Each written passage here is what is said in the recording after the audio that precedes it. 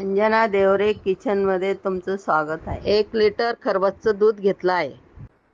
आता मी तुम्हाला खरवस करून दाखवणार आहे वड्या।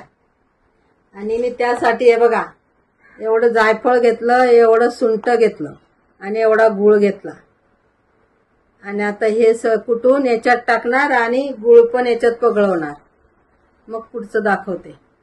हे बघा जायफळ आणि सुंठ 1 चमचाभर टाकायचं, मग छान लागतं।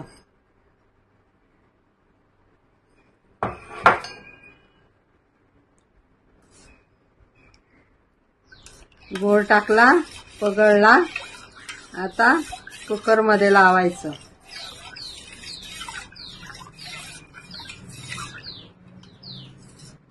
जायफळ आणि सुंठ टाकलं तरच छान लागतं, वेलची नाही टाकायची याच्यात। सुंठामुळे एकदम चव चांगली येते।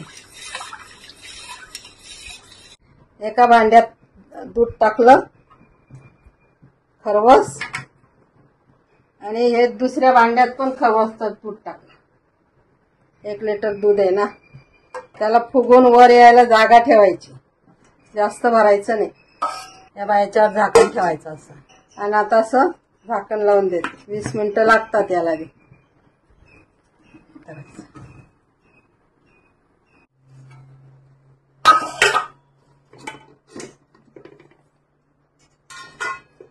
तेव्हा किती छान झाले बघा।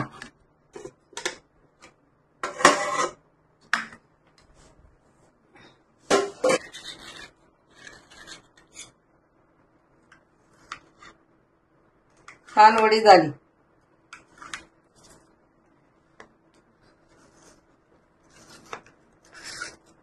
थंड होऊ द्यायचं आणि मग वड्या पाडायच्या।